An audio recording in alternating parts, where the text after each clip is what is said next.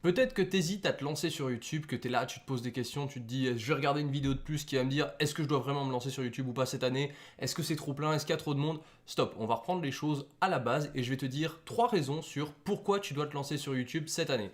Donc tout d'abord, si tu ne me connais pas, je m'appelle Lucas Brasier et j'aide les étudiants à réussir sur YouTube sans sacrifier leurs études.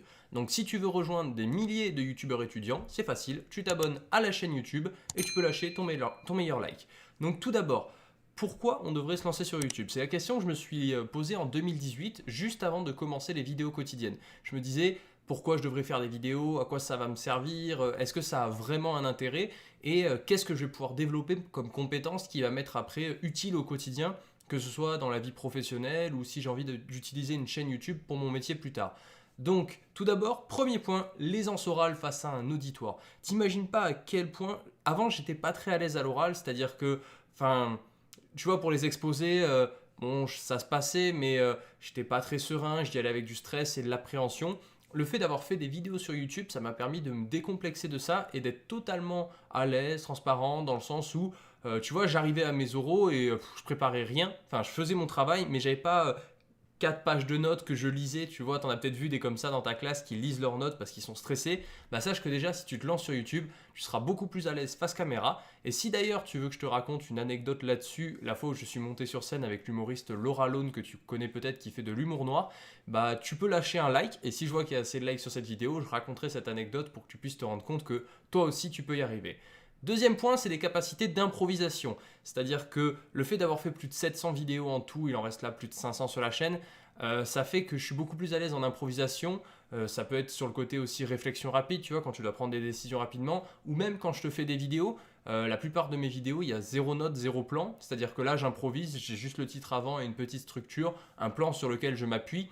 Et après, bah, je te sors les idées comme elles viennent et j'essaye de structurer ma pensée au fur et à mesure. Donc tu vois, tout ce qui est un petit peu être efficace, pas prendre du temps à être là, de dire ah je sais pas comment démarrer le truc, je sais pas comment amorcer, peut-être parfois dans tes devoirs tu as des pas sujets d'imagination mais tu vois où tu dois faire preuve de créativité, ça va te permettre le fait de faire des vidéos YouTube de développer ta créativité.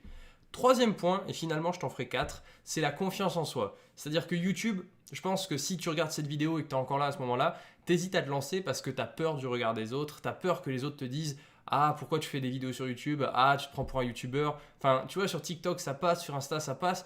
Mais dès qu'on passe sur YouTube, les gens, ils sont là, ils font un peu, c'est le média sacré, réservé que aux gros YouTubeurs. Et si t'es pas un gros YouTuber, tu peux pas y aller, t'as pas le droit de te lancer.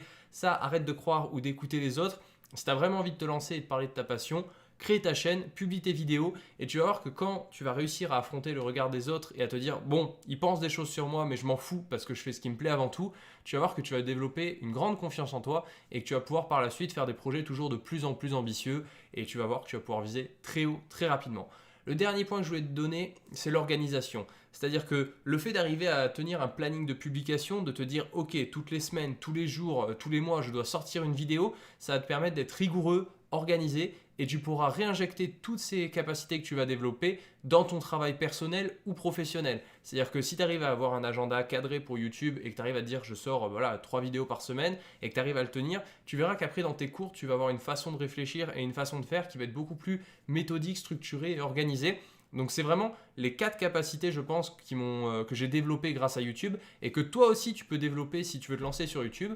Donc si tu es intéressé et que tu es toujours là, tu peux rejoindre la missive YouTube, c'est le premier lien en description. Ça te permettra de recevoir un mail tous les matins pour t'apprendre à réussir sur YouTube, obtenir tes 1000 premiers abonnés et gagner 100 à 200 euros par mois sans sacrifier tes études. Donc c'est le premier lien en description. Et si tu t'inscris, tu reçois en cadeau un chapitre de mon livre Le petit guide du youtubeur étudiant, plus précisément le chapitre Choisir son matériel pour débuter. Premier lien en description, si tu as des questions, n'hésite pas à les laisser en commentaire. Croyez en vous et osez, c'était Lucas Brasier.